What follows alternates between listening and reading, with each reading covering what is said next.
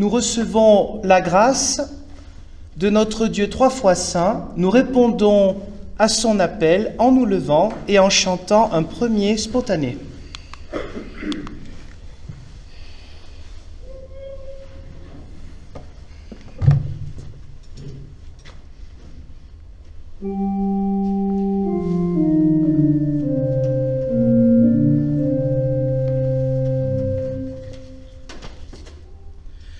Chante Alléluia au Seigneur. Chante Alléluia au Seigneur. Chante Alléluia. Chante Alléluia. Chante Alléluia au Seigneur. Bienvenue à vous tous pour ce temps du culte, le temps d'une pause pour être requinqué dans notre foi, notre spiritualité, notre témoignage quotidien, le temps pour se retrouver en Église, ici et peut-être aussi avec d'autres qui nous entendront un peu plus tard ou peut-être qui nous verront aussi. Louons notre Dieu avec des paroles du prophète Ésaïe. Voici, Dieu est mon salut, j'aurai confiance et je ne craindrai point, car l'Éternel est ma force et ma louange. Il a été mon sauveur. Vous puiserez des eaux avec joie aux sources du salut, et vous direz en ce jour-là, louez l'Éternel, invoquez son nom, chantez à l'Éternel, car il a fait des choses magnifiques, qu'elles soient connues par toute la terre. Amen.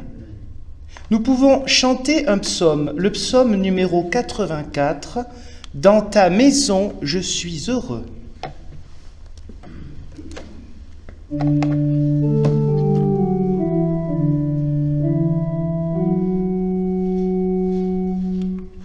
Dans ta maison, je suis heureux. Elle est le désir de mes yeux. Ici, je cherche ta présence. Longtemps, mon cœur t'a réclamé. Sa joie est de te retrouver. Il crie à toi plein d'espérance. Ainsi revient en la saison le passereau vers la maison. Heureux qui grave dans son cœur le chemin qui mène au Seigneur, le chemin de l'humble service. Pour lui la source jaillira, et l'eau du ciel l'arrosera. Dans la vallée la plus aride, Dieu guidera jusqu'à la fin. Au long des jours le pèlerin, Seigneur qui règne dans les cieux et nous écoute en ce lieu, exauce-nous, sois notre garde. À toi nos cœurs ne cachent rien, quand tu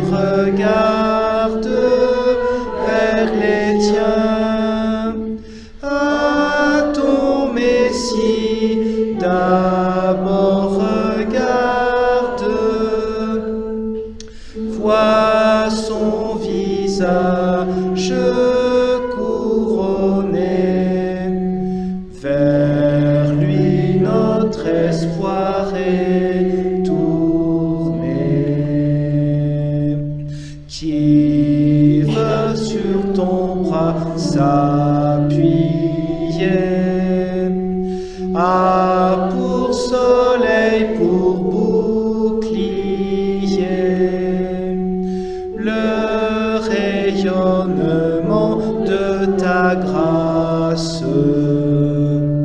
Le dernier de tes serviteurs, enfin découvre son bonheur à se tenir devant ta face.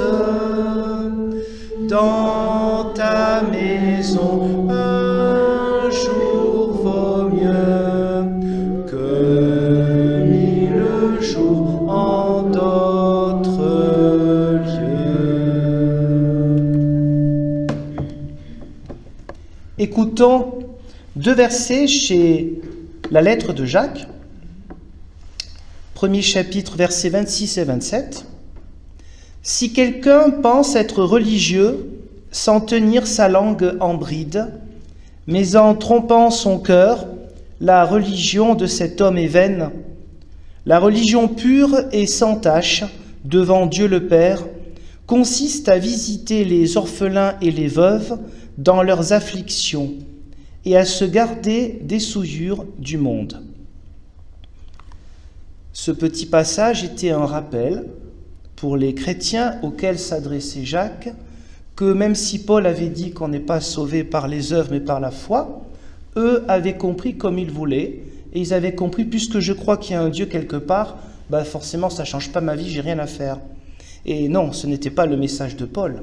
C'est pourquoi Jacques a insisté plus sur les œuvres, pour dire que la foi quand même, elle se manifeste un petit peu, et elle se manifeste particulièrement dans le sens du partage, de l'écoute, entre autres choses. Ceci est un rappel pour nous, et nous pouvons chanter le spontané suivant.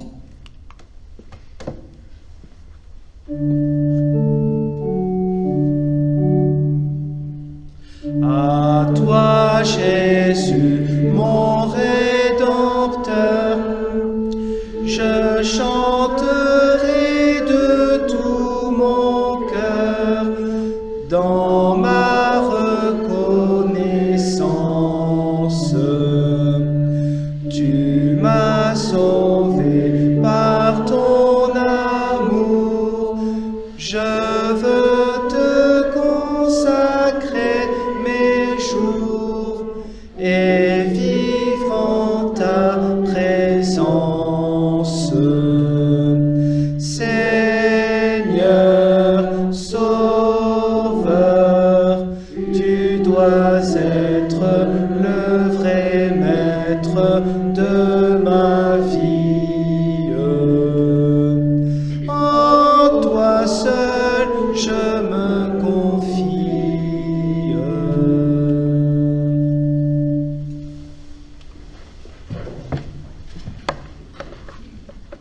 Prenons le temps de la prière de repentance.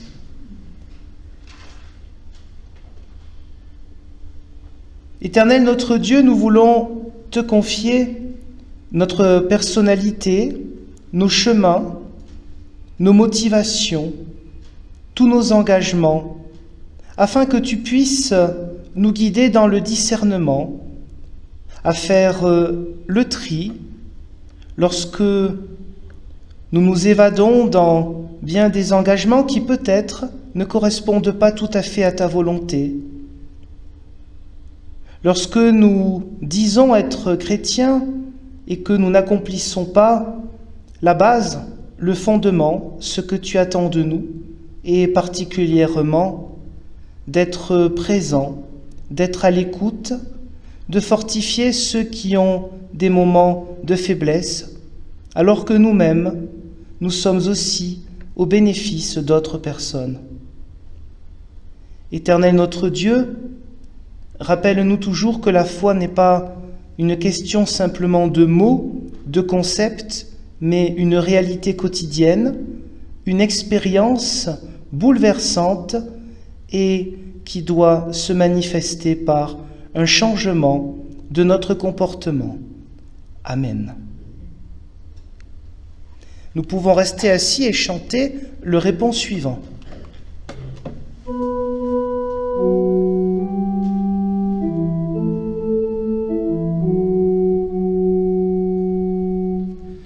Jésus le Christ, lumière intérieure, ne laisse pas nos ténèbres nous parler.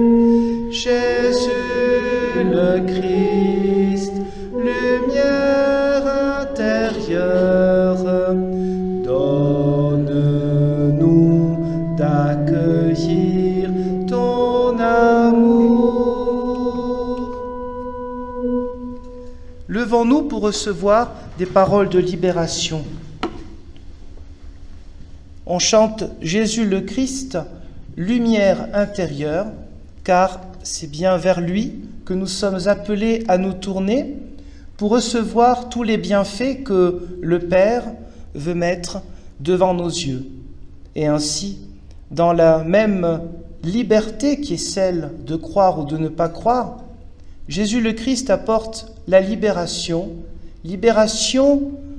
que Dieu seul, le Père, pouvait apporter, mais pourtant, par la croix et par la résurrection, voici qu'en Jésus-Christ, le pardon de tout ce qui est passé est réel. Ce n'est pas pour nous donner de bonnes excuses, car nous n'en serions pas capables, et il ne faudrait même pas penser à le faire. C'est tout simplement parce que la grâce de Dieu est plus forte que nos propres faiblesses et parfois même mauvaise volonté. Cette grâce nous dépasse, elle nous permet d'aller de l'avant et d'aller vers les autres. Alors nous pouvons chanter notre reconnaissance.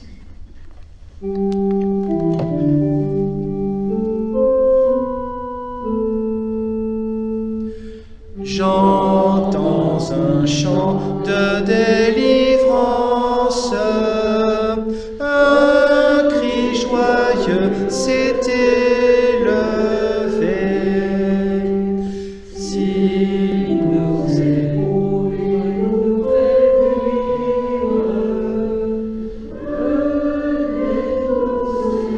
vie, et on reprend parce que je suis trompé là. S'il nous éprouve, il nous fait vivre. Venez tous et le célébrer. C'est de la mort qu'il me délivre. Je ne crains pas, car je vivrai. Prenons place. Oui, il manque une partie du cantique, donc on a fait une petite répétition. Nous prions avant d'écouter les Saintes Écritures. Ô notre Dieu, une fois encore, tu t'approches de nous par ta parole. Donne-nous de nous approcher de toi. Réveille et éclaire nos consciences. Touche et change nos cœurs. Fortifie-nous, ô Père céleste, par ta parole que nous allons entendre. Apprends-nous, par elle, à te servir dès maintenant sur cette terre, et prépare-nous ainsi à être unis à toi pour l'éternité. Amen. Après Pâques, nous écoutons 3 extraits du Nouveau Testament. D'abord dans le livre des Actes des Apôtres, au chapitre 4, versets 32 à 35, la version que j'utilise, c'est la traduction dite de la Colombe. La multitude de ceux qui avaient cru n'était qu'un cœur et qu'une âme. Nul ne disait que ses biens lui appartenaient en propre, mais tout était commun entre eux. Avec une grande puissance, les apôtres rendaient témoignage de la résurrection du Seigneur Jésus, et une grande grâce reposait sur eux tous. Car il n'y avait parmi eux aucun indigent. Tous ceux qui possédaient des champs ou des maisons les vendaient, apportaient le prix de ce qu'ils avaient vendu et le déposaient aux pieds des apôtres. Et l'on distribuait à chacun selon qu'il en avait besoin. Nous écoutons un extrait de la première lettre de Jean, chapitre 5, versets 1 à 6. Quiconque croit que Jésus est le Christ est né de Dieu. Et quiconque aime celui qui l'a engendré, aime aussi celui qui est né de lui. À ceci, nous reconnaissons que nous aimons les enfants de Dieu quand nous aimons Dieu et que nous pratiquons ses commandements. Car l'amour de Dieu consiste à garder ses commandements. Et ces commandements ne sont pas pénibles, parce que tout ce qui est né de Dieu triomphe du monde, et voici la victoire qui triomphe du monde, notre foi. Qui est celui qui triomphe du monde, sinon celui qui croit en Jésus, qui croit que Jésus est le Fils de Dieu? C'est lui, Jésus-Christ, qui est venu avec de l'eau et du sang, non avec l'eau seulement, mais avec l'eau et avec le sang. Et c'est l'Esprit qui rend témoignage, parce que l'Esprit est la vérité. Nous écoutons toujours Jean, mais cette fois-ci dans l'Évangile, chapitre 20, versets 19 à 31. Le soir de ce jour, qui était le premier de la semaine, les portes du lieu où se trouvaient les disciples étaient fermées, par la crainte qu'ils avaient des Juifs. Jésus vint, et debout au milieu d'eux, il leur dit « Que la paix soit avec vous ». Quand il eut dit cela, il leur montra ses mains et son côté. Les disciples se réjouirent en voyant le Seigneur. Jésus leur dit de nouveau « Que la paix soit avec vous ». Comme le Père m'a envoyé, moi aussi je vous envoie. Après ces paroles, il souffla sur eux et leur dit « Recevez l'Esprit Saint. Ceux à qui vous pardonnerez les péchés, ils leur seront pardonnés. Et ceux à qui vous les retiendrez, ils leur seront retenus. » Thomas, appelé Didyme, l'un des 12, n'était pas avec eux lorsque Jésus vint. Les autres disciples lui dirent donc « Nous avons vu le Seigneur. » Mais il leur dit « Si je ne vois pas dans ses mains la marque des clous, et si je ne mets mon doigt à la place des clous, si je ne mets ma main dans son côté, je ne croirai point. » 8 jours après, les disciples de Jésus étaient de nouveau dans la maison, et Thomas avec eux. Jésus vint, les portes étant fermées, et debout au milieu d'eux, il leur dit « Que la paix soit avec vous. » Puis il dit à Thomas « Avance ici ton doigt, regarde mes mains, avance aussi ta main, et mets-la dans mon côté. Et ne sois pas incrédule, mais crois. » Thomas lui répondit « Mon Seigneur et mon Dieu. » Jésus lui dit « Parce que tu m'as vu, tu as cru. Heureux ceux qui n'ont pas vu et qui ont cru. » Jésus a fait encore en présence de ses disciples beaucoup d'autres miracles qui ne sont pas écrits dans ce livre, mais ceci est écrit afin que vous croyiez que Jésus est le Christ, le Fils de Dieu, et qu'en croyant, vous ayez la vie en son nom. Seigneur, ta parole est vérité, conduis-nous toujours dans ta vérité. Amen. Et je vous propose de chanter un cantique en nous levant, toujours dans l'époque de Pâques, Jésus sort de la tombe.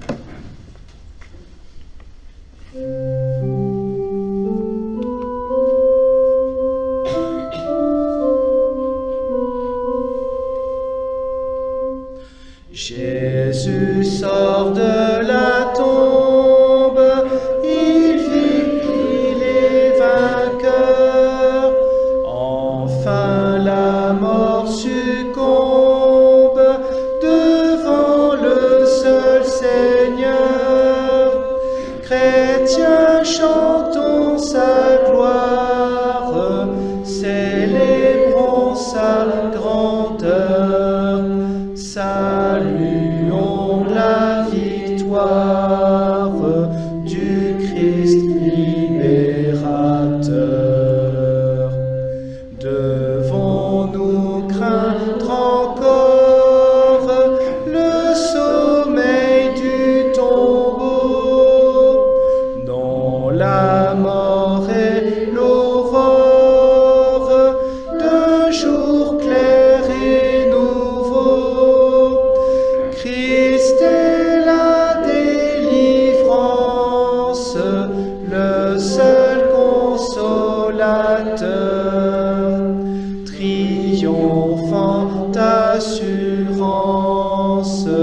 pour qui croit au Sauveur. Que la ferme espérance d'un éternel bonheur domine les souffrances, rassure tous les cœurs, et qu'à la dernière heure, Jésus soit notre appui, car son amour demeure et nous garde avec lui.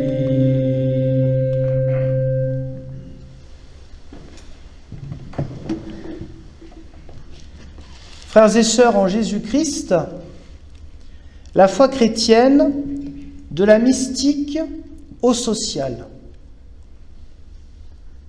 A priori, ces deux mots n'ont strictement rien à voir.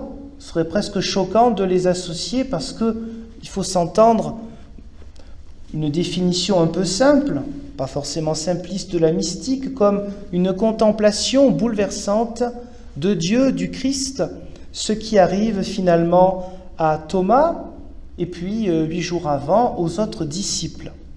Disciples, pas apôtres, il y a un grand nombre. De la mystique au social. Social, bien sûr, vous comprenez que je parle de la diaconie. C'est le mot, on va dire, qui n'est pas laïque pour parler de tout ce qui est partage. Mais la diaconie influence aussi... Ah ça, c'est parce que Eliane, elle sait que je vous endors. Alors, dès le départ, elle veut nous réveiller. Ben, elle n'a pas tort. On peut encore en placer d'autres, alors. Hein. Bon, donc non, la diaconie est le mot en tant que tel, on va dire, du Nouveau Testament, pour parler particulièrement de ce qu'on disait à l'époque, le service des tables, et puis aller visiter les personnes qui sont un peu plus en souffrance morale que d'autres. Ça nous arrive tous à un moment ou à un autre. Et le mot social est un mot qui serait plus laïque, mais justement, la diaconie doit influencer aussi sur une vision de la société. Et les chrétiens peuvent porter aussi un message, non pas un message partisan, ça c'est personnel, les messages partisans, mais en tant qu'Église, un message qui soit là pour élever la société. Mais ne jamais oublier que ce message de partage, auquel l'Église universelle tient, il est fondé sur cette rencontre bouleversante avec Jésus le Christ. D'où ces mots qui semblent totalement aux antipodes de la mystique au social. La mystique, nous l'entendons évidemment pas comme une transe collective, ce que l'on peut voir dans certaines très grandes églises, dans des grandes villes, notamment d'Asie du Sud-Est ou ailleurs. Bon, le mot est anglais, on dit des méga churches, où il y a 5 000, 6 000, 10 000 personnes, où, à mon sens, ce n'est peut-être pas de la mystique, après c'est Dieu qui doit sonder les reins et les cœurs, mais en tout cas cela ressemble fortement plutôt à un phénomène de groupe et de transe. Je n'entends pas par cela de la mystique chrétienne, c'est-à-dire chacun à sa propre manière, personnelle, et puis moment d'église, de vivre cette rencontre, de revivre la rencontre avec le Christ qui nous invite à la rencontre avec les autres.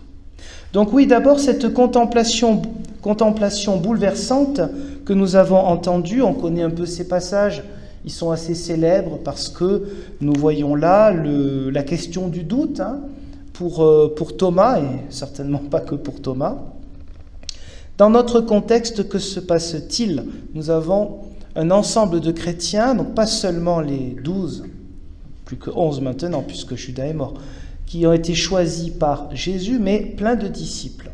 Nous avons beaucoup de monde. Bien sûr, ils ne sont pas dans un moment particulièrement agréable, parce qu'il y a le doute sur la résurrection de Jésus, et il y a la peur d'être eux aussi soit en prison, soit pire encore, s'il y avait, on ne sait jamais, une violence par les mots, voire pire, encore de certaines élites religieuses qui décidément ne veulent plus entendre parler de ce Yeshua de Nazareth. Donc il y a une peur, il y a une crainte, mais pour ce qui est de Jésus, il n'y a pas d'obstacle.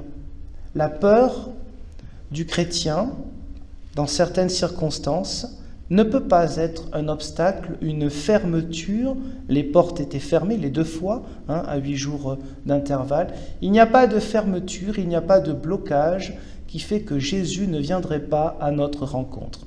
Même lorsque nous sommes bloqués pour diverses raisons, eh bien, Jésus le Christ vient nous apporter la paix. Bien sûr, c'est la salutation, le Shalom Aleichem, mais c'est plus qu'une salutation, c'est vraiment un souhait réel de bénédiction, la paix soit avec vous. Cette paix, vraiment, voilà, lumière intérieure comme on a chanté tout à l'heure, pour justement nous débloquer lorsqu'il y a des moments de fermeture intérieure. Ça peut être par des moments où l'on pense que Dieu nous a abandonnés, ça peut être des moments où on est en froid, voire en colère contre certaines personnes, où on n'arrive pas à pardonner. Toutes ces choses-là qui font la vie aussi de l'être humain, eh bien, ce ne sont pas des remparts inaccessibles pour l'amour de Dieu. Jésus le Christ, lui, même si les portes sont fermées, il vient et il nous apporte la paix. Nous avons besoin de nous retrouver, le culte ou d'autres moments, pour réentendre cela. On a besoin que cette parole nous soit toujours rappelée, proclamée, non pas comme une récitation, mais parce que c'est ce que nous croyons, c'est notre foi que nous souhaitons continuer à partager. Mais partager et vivre, clairement, pas seulement par les mots, mais par des actes. Donc, dans ce passage, je dis que quelques mots car c'est tellement fort et intense, et puis c'est Jean, donc alors les doubles sens, allez-y, il y en a tellement. Dans ce passage, figurez-vous que avec l'avancée des recherches sur les anciens manuscrits, des choses qu'on trouve, eh bien maintenant nous avons une majorité de manuscrits retrouvés qui n'ont pas le mot Jésus quand il arrive. C'est-à-dire que le verset qu'on a entendu, le premier, c'était le verset 19. Jésus vint et debout au milieu d'eux, il leur dit que la paix soit avec vous. Maintenant, on a une majorité de manuscrits qui n'ont pas le mot Jésus. Pourquoi est-ce que j'insiste là-dessus ? Pour vous dire que jamais il n'est question de spectacle. Il est question de la pudeur de Dieu lui-même. Cette présence bizarre de Jésus le Christ, ce n'est pas une présence qui s'impose comme quelqu'un qui vient vous dire voilà, le spectacle, on n'est pas au cirque, on n'est pas dans la preuve, dans la volonté de montrer des preuves que voilà, on a raison. Jean, quand il écrit son évangile, il fait un témoignage. Bien sûr, il dit pourquoi ? C'est pour que vous croyez que Jésus est le Fils de Dieu, etc. Mais ce sont des témoignages. La foi est un témoignage, ce n'est jamais quelque chose pour convaincre. Quand il s'agit de convaincre, eh bien, ça commence à montrer quelque chose d'autre, ça commence à montrer peut-être que l'on se met plus en avant que le Dieu duquel on veut témoigner. Parce que quand on veut convaincre, peut-être on cherche plus à ce que les gens aillent vers soi ou vers sa propre église ou secte. Le témoignage chrétien n'est pas fait pour convaincre, car c'est au-delà de la raison.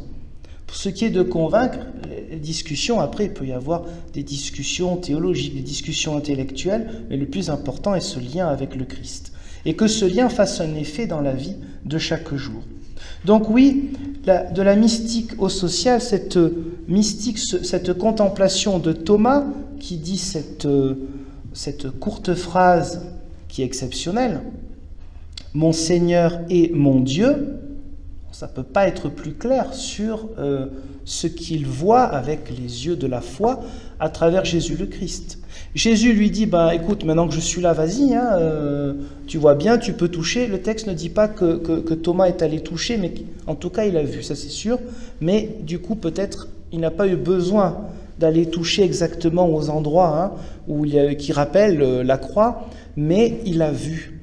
Et voilà qu'il a eu cette bouleversante parole de conversion. Vous savez que la conversion, c'est chaque jour, c'est pas un moment simplement. Mon Seigneur et mon Dieu. Alors cela doit changer la vie quotidienne. Le Christ apporte la paix pour qu'on en fasse quelque chose. Il a soufflé sur les disciples, ce qui rappelle la Genèse, ce qui rappelle le souffle créateur chez l'être humain, qui parfois a été compris comme l'âme, Bibliquement, ce n'est pas forcément totalement faux, mais ce serait vraiment une interprétation plus que secondaire. C'est vraiment le souffle de vie, on peut dire ce qui nous met en avant, ce qui nous permet d'avancer. Ce n'est pas forcément l'idée d'une âme dans un sens grec ou autre, bien qu'une interprétation ne chasse pas forcément une autre. Mais en premier lieu, ce n'est pas forcément une âme immortelle dont il est question dans ce genre de passage. Alors, les disciples sont envoyés. Il ne s'agit pas de rester à contempler le Christ ressuscité. Ils sont envoyés.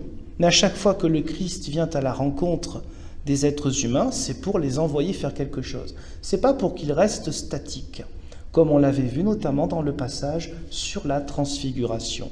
Ce n'est pas pour rester là à contempler Élie, Moïse et Jésus. Non, maintenant il faut aller de l'avant et aller vers les autres. Alors, nous avons entendu un autre passage dans le Nouveau Testament, c'était la première lettre de Jean, qui évoquait entre autres l'eau et le sang. Bien sûr, on a un rappel de la passion du Christ, on a un rappel aussi qui est lié sans doute au baptême. Le baptême est une manière d'être en communion, même si ça prend que quelques secondes, mais ce signe du baptême, signe d'une communion avec... plongé dans la mort, mais non, on n'est pas mort, on est ressuscité déjà un peu dans ce monde, on est relevé. Là encore, toute cette symbolique-là, elle est faite pour quoi ? Pas simplement pour avoir des jolis mots, des concepts ou de la théologie, mais pour se rappeler ce qu'a fait le Christ. Le Christ qui allait vers la Samaritaine, qui allait vers des gens très divers. Voilà ce que c'est qu'être baptisé. C'est être en communion avec celui qui a pris aussi des temps de repos et après la prière est allé pour rencontrer les gens et parfois aussi répondre à leurs questions, répondre à leurs souffrances. C'est ainsi que le chrétien n'est pas simplement appelé à prendre le temps de la prière, de la méditation, mais toujours à aller vers les autres. Chacun reçoit un ou plusieurs charismes qui fait qu'on est peut-être, entre guillemets, meilleur dans un domaine que dans l'autre. Dans ce cas-là, ça veut dire qu'on est appelé à développer un peu plus ce que nous savons faire dans tel domaine que dans tel autre. C'est aussi simple que ça. Alors oui, donc être dans cette rencontre avec le Christ, cette rencontre doit nous inviter à aller vers les autres. Et d'abord, ça commence par le cercle de l'Église. Sinon, ça n'a pas de sens. Et donc, c'est ainsi que nous entendons ce passage des Actes des Apôtres où il est question de partage très important, pas un seul indigent. On parle évidemment de la communauté chrétienne. Comme dit, il faut bien commencer quelque part. De même que, plusieurs siècles avant, par le témoignage du peuple hébreu, Dieu a voulu commencer quelque part. Un peuple, mais pas pour être dans l'entre-soi, mais pour aller vers les autres. À l'époque de Jésus le Christ, il y avait beaucoup de ce qu'on appelait des craignants Dieu ou prosélytes, c'est-à-dire des gens qui avant étaient païens, croyant en plusieurs dieux, et qui étaient curieux, voire même en train de se convertir, le mot n'est pas le meilleur, mais c'est pour parler un peu vite, à la religion juive. Donc il y avait vraiment un partage de la foi juive, il y avait un partage de convictions, il y avait des dialogues, si l'on peut dire ainsi. Alors oui, dans les Actes des Apôtres, ce texte fort qui nous invite aussi à nous poser la question forcément de ce que nous faisons aujourd'hui, il me semble que nous sommes toujours non seulement dans cet état d'esprit, mais dans cette réalité. La multitude de ceux qui avaient cru n'était qu'un cœur et qu'une âme. Alors peut-être on pourrait sourire et se dire, oui, bon, allez, c'est une vision un peu idéalisée. Peut-être pas. C'est une expression, un seul cœur et une seule âme. Il faut savoir que c'était une expression courante dans la culture des Grecs. Et vous savez, la culture grecque, elle était présente là aussi, dans le pays des Juifs. C'était un idéal, c'était l'idéal de l'amitié, un bel idéal, être un seul cœur, une seule âme. Je vous ai dit, ce mot âme, chez les Grecs, il est important. Bon. Alors évidemment, il faut prendre le meilleur qui existe partout, mais ce n'est pas simplement ça. C'était aussi une expression que l'on retrouve 2 fois dans la Torah, dans le même livre, le rouleau du Deutéronome, le 5e rouleau. Donc on a à la fois prendre le meilleur d'une culture non biblique, Et pourquoi pas prendre le meilleur de ce qui existe, c'est normal, c'est le discernement. Et prendre le meilleur, bien sûr, de l'enracinement dans la Torah, l'enracinement dans l'Ancien Testament. Donc ils ont essayé. Oh, ça ne marchait pas tout le temps, il suffit de continuer la lecture des Actes des Apôtres et vite on va voir des gens qui sont, on va dire des gens corrompus, qui sont là pour récupérer la monnaie, voilà. Donc évidemment, ce seul passage-là ne suffirait pas pour expliquer et dire, voilà, l'Église, comment elle a commencé. Ce serait faux, ce n'est pas ce que le texte veut dire. Le texte insiste bien donc sur le fait qu'il y a une entraide, ce mot je ne l'utilise pas par hasard, qu'il y a une entraide très importante au sein de la communauté. Alors le but, évidemment, c'était le début du christianisme. C'est le temps où le christianisme est minoritaire. Après, est-ce qu'on peut dire vraiment qu'on est majoritaire ? Je pense qu'il n'a jamais été vraiment majoritaire. C'est la sociologie, ça c'est pas forcément la foi personnelle. Mais le but, il est quoi ? Qu'à travers toute l'histoire, ensuite, ce qui se vit dans l'Église se vive dans le monde. Voilà. Je ne veux pas dire par là qu'il faut que le rêve, c'est que le monde entier soit chrétien. Ce rêve-là, cette illusion-là ont été ceux de beaucoup de nos ancêtres, de toute Église chrétienne. Il y a eu un moment des rêves avec la meilleure bonne foi du monde, que peut-être dans les colonies, dans le bout du monde, tout le monde soit chrétien et là, ce sera parfait. Ah bon ? On sait bien que non. D'abord, le Christ n'a jamais indiqué que le monde entier serait chrétien, il a indiqué qu'il fallait annoncer la bonne nouvelle au monde entier. C'est pas la même chose. C'est pas la même chose. Et la liberté de chacun tout de même. Et puis il y a l'exemple que nous donnons qui donne envie ou pas aussi de réfléchir sur ce qu'est être chrétien au quotidien. On sait bien que lorsqu'on a parlé de pays chrétiens, ce qui est un truc qui est complètement stupide, un pays ne peut pas être en tant que tel chrétien, c'est de personne à personne. Voilà, ça n'a pas toujours été le partage où il y avait plus d'indigents, etc. Et même dans notre société actuelle, on ne se dit pas pays chrétien, bien sûr, et enfin, heureusement, ça n'a pas de sens, on parle d'une république laïque. Question d'actualité à voir, je ne vais pas me rentrer là-dedans. Le conseil presbytéral est chargé de ces choses-là et tout ça, sur les lois actuelles qui sont, où il y a plusieurs critiques là-dessus. Mais pour ce qui est de notre pays, combien de fois nous entendons, et parmi vous, il y a des gens qui sont, on va dire, un peu plus âgés que moi, mais combien de fois nous avons entendu avant chaque grande élection, c'est-à-dire la présidentielle, d'ici 1, 2, 3 ans, nous allons éradiquer l'extrême pauvreté dans notre pays. Et on est en France, on est un pays riche. Enfin, riche de quoi ? On se demande. La richesse, ce n'est pas simplement une histoire de finances. Pour beaucoup, peut-être ce n'est que cela, malheureusement. Combien de fois on a entendu ça ? C'est pas pour faire dans la démagogie que je dis ça, parce que la foi n'est pas de la démagogie. C'est pas pour jeter des pierres sur des personnes. Je suis pas dans cet état d'esprit-là. Mais ce que je veux dire par là, c'est qu'on n'a toujours pas résolu véritablement le problème dans un pays où les possibilités de logement, quand même, on peut se débrouiller, notamment dans les logements vides, dans les grandes villes. Il y a des choses qui peuvent être bien améliorées, qui pourtant on n'y arrive toujours pas. Ça devrait poser des questions. Eh bien, l'Église doit être là pour l'Église, je parle bien sûr de l'Église universelle, l'ensemble des chrétiens, pas forcément seulement notre Église protestante unie de France, pour inciter avec respect, avec des paroles qui soient, correctes évidemment, dans le respect de la citoyenneté, dans le respect de la démocratie. La démocratie, c'est aussi dire, lorsque ça ne va pas, eh bien, en tant que chrétien, au nom de notre foi, pas au nom de principes ou de valeurs bidules, au nom de notre foi en Jésus-Christ, celui qui est venu à notre rencontre, celui qui, lorsqu'il y a des gens qui sont dans la souffrance, c'est lui qui nous rencontre à travers eux et qui nous pose la question peut-être qu'est-ce que tu fais ou qu'est-ce que tu ne fais pas.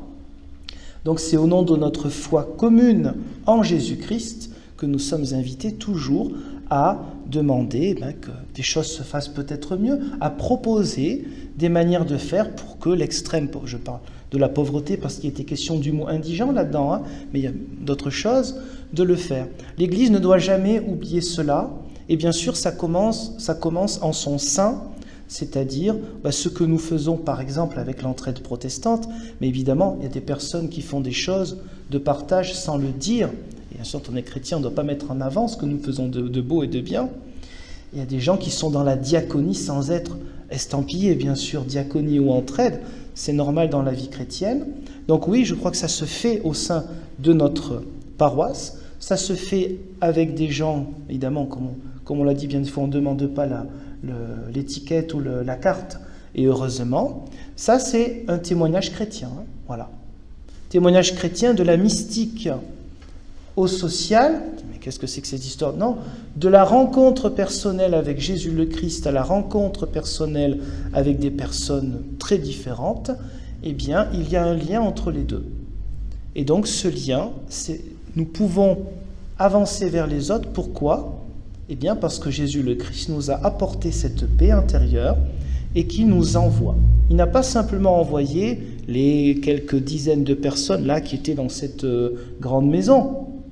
Il n'a pas simplement souffle vital sur eux. C'est pour chacun et chacune d'entre nous que ce souffle est là, souffle que l'on évoquera plus précisément, bien sûr, lors du dimanche de Pentecôte. Mais nous sommes donc tous envoyés afin de vivre et de revivre la rencontre personnelle, chacun le vit à sa manière, la rencontre personnelle avec le Christ, et du coup un regard nouveau sur la rencontre avec les autres. Que Dieu nous soit en aide pour poursuivre notre mission. Amen.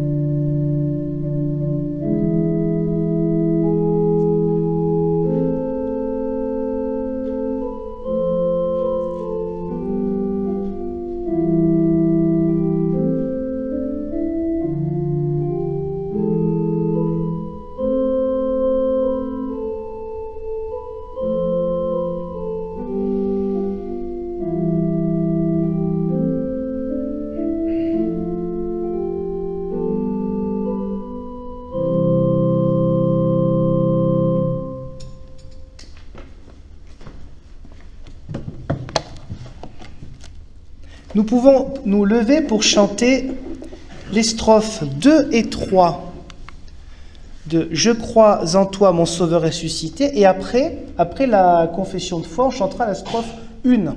Voilà, on fait dans un sens un peu différent.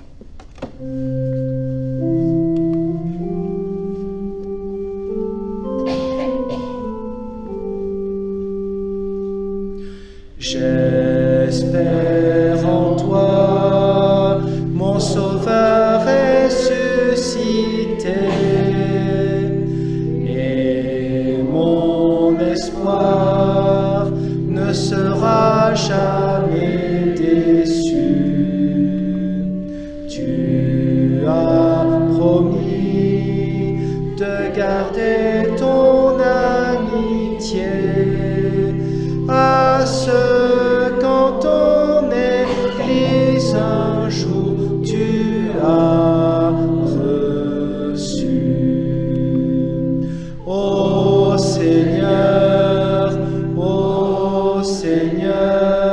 Maître de la vie, je chante avec amour ta gloire, ô Jésus-Christ. Je t'aimerai, mon Sauveur ressuscité, et j'aimerai tous mes frères les humains. Je veux aider à bâtir dans l'unité le monde fraternel où nous vivrons de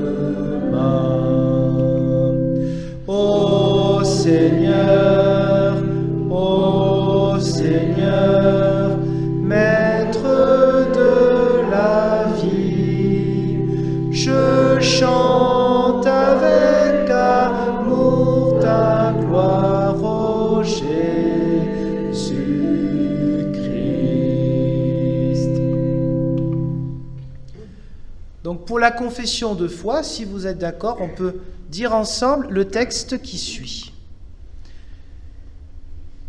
Jésus, mon Seigneur, je crois en toi. Je crois que tu es un homme du même sang que nous, que tu partages nos souffrances comme notre espérance. Je crois que tu es le Fils de Dieu, l'image et la présence du Père, le Créateur, qui a fait l'univers et le soutient. Je crois que tu es mort, crucifié pour le péché du monde, que tu es ressuscité réellement et mystérieusement, et que tu vis pour toujours, présent chaque jour, dans ton royaume et dans notre existence. Par toi, je crois que Dieu est pour nous un Père plein d'amour. Par toi, je crois que l'Esprit de Dieu, l'Esprit Saint, agit en nous et sur la terre, où et quand il veut, qu'il rassemble les croyants dans les diverses églises chrétiennes, qu'il éclaire notre lecture des Écritures et nous annonce, avec notre résurrection, le renouvellement du monde et la vie éternelle dans la paix de Dieu. Amen. Et nous pouvons chanter, du coup, le premier paragraphe de « Je crois en toi ». Je crois en toi, mon Sauveur ressuscité. Rien ne pourra de mon cœur ôter la foi. Je veux garder la fierté du baptisé. Ta force me conduit, Seigneur, tu es ma joie. Ô Seigneur, Maître de la vie, je chante avec amour ta gloire, ô Jésus.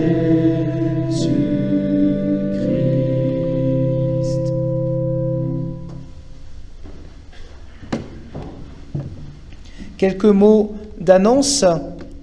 Donc merci aux personnes qui s'engagent pour le pouce-mousse à l'entrée, vérifier qu'on a notre magnifique masque. Et merci Eliane pour l'accompagnement musical. Comme tous les dimanches à 18h, il y a toujours le culte téléphonique. Mercredi prochain, nous aurons un conseil presbytéral extraordinaire à 18h30. Quelques mots. Normalement, tous les mercredis, nous avons un bureau, donc par Internet. On a un bureau tous les mercredis soirs à 19h. Mais là, il nous faut un conseil presbytéral extraordinaire et bientôt une assemblée générale extraordinaire pour la bonne et simple raison qu'il va y avoir des travaux sur la place du Temple. Et parmi ces travaux, il y aura sur le parvis et la question aussi d'un petit lot que la mairie nous propose de leur céder en échange d'un travail, peut-être une clôture, pour mieux partager les choses. Donc cela implique quoi? Cela implique bien sûr décision du conseil presbytéral, décision de l'assemblée générale extraordinaire et avis positif du conseil régional.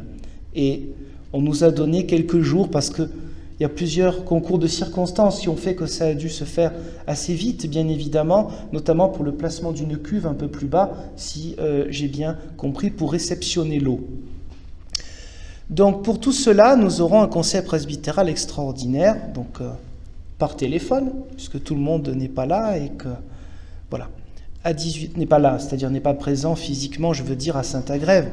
Nous avons quelqu'un à Lyon, quelqu'un d'autre qui sera à Paris, etc. Mais le Conseil veille. Donc très bientôt, nous aurons une assemblée générale extraordinaire qui ne durera évidemment pas très longtemps. Il s'agira de dire, voilà, quelle est la demande? Est-ce que nous votons pour, contre? Bien sûr, une réflexion avant, etc. Jeudi, toujours ce culte téléphonique à 10h et à 18h Pensons en particulier pour les personnes qui ne peuvent pas trop sortir de chez elles et parfois ne peuvent pas trop sortir de leur lit. Alors ça fait un petit lien, un moment de prière, et puis c'est en direct, alors même si on ne se voit pas, c'est un moyen de garder comme ça le contact de la foi. Samedi prochain, un groupe de jeunes par WhatsApp, c'est-à-dire avec le téléphone portable en visioconférence. Dimanche prochain, le culte à 10h30. Pour les autres infos, on peut en parler après le culte. Et maintenant, c'est le moment de l'offrande.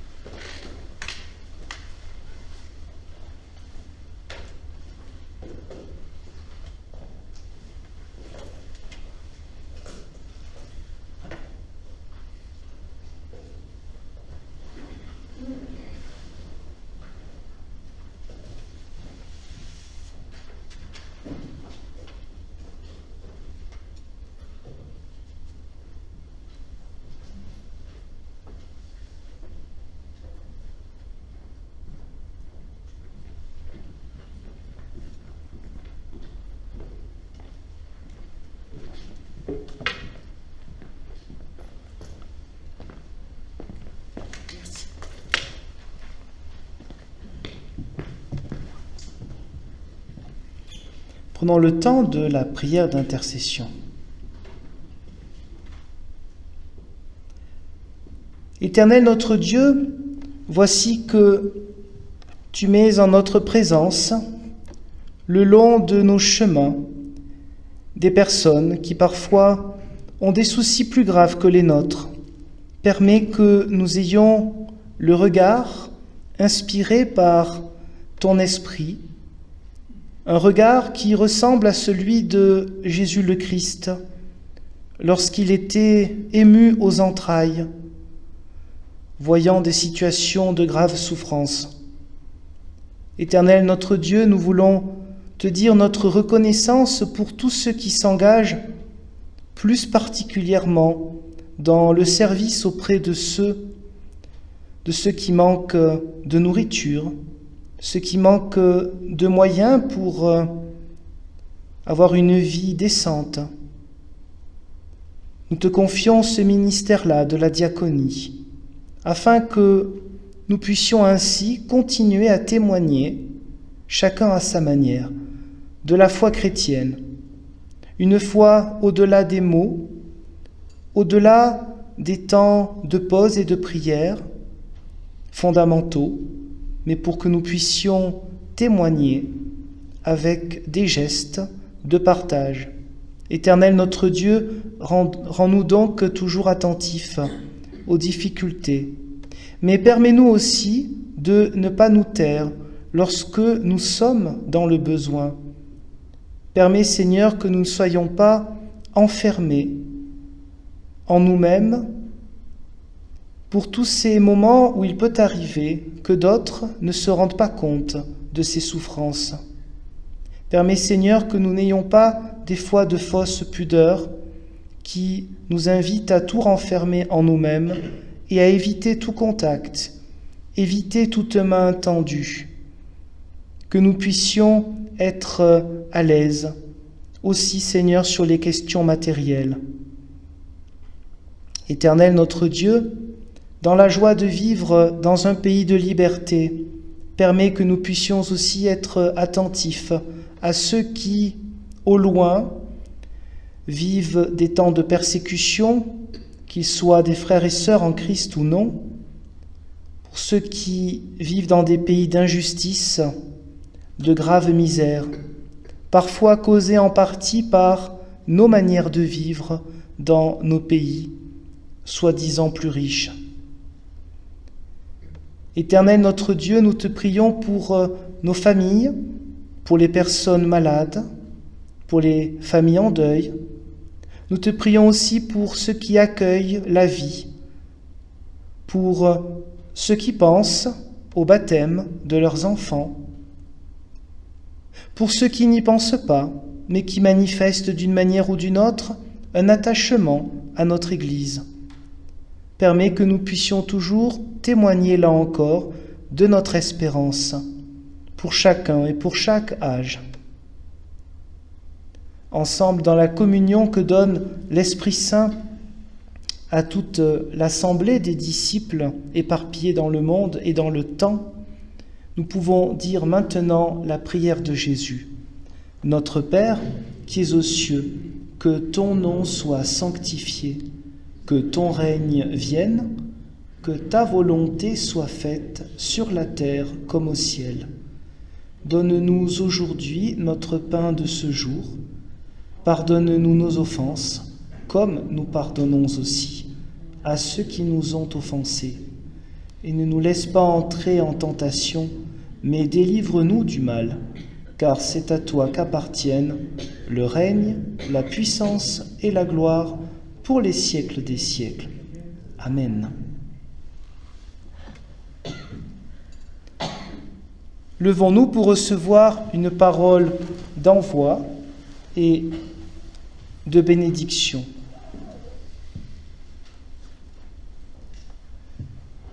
Alors oui, il a été question, entre autres choses, de ces murailles intérieures.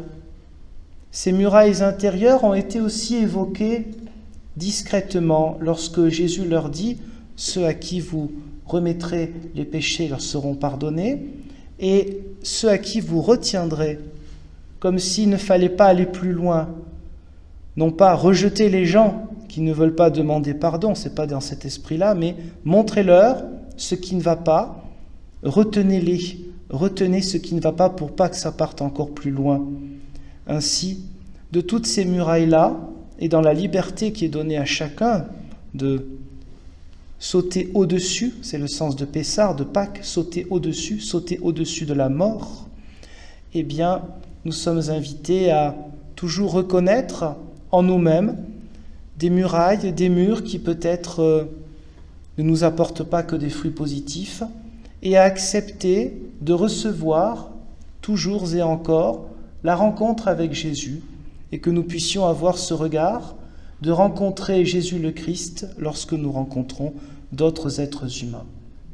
En n'oubliant pas que d'autres frères et sœurs en Christ voient aussi en nous le Seigneur Jésus-Christ. C'est important de penser toujours dans les deux sens.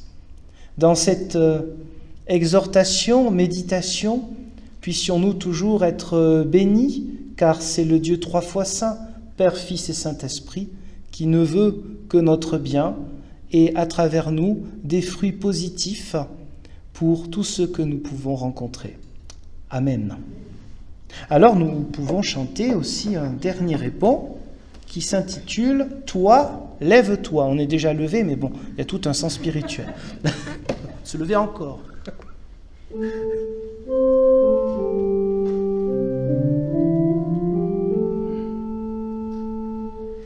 Toi, lève-toi et va au nom du Christ, porter l'amour de Dieu au monde.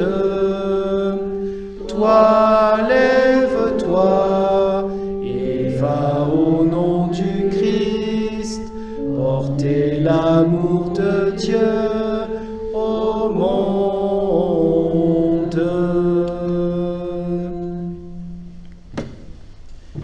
Eh bien, comme j'ai été heureux de vous revoir ce matin, j'espère vous revoir à d'autres occasions et je vous souhaite un excellent dimanche à vous et tous vos proches. À bientôt.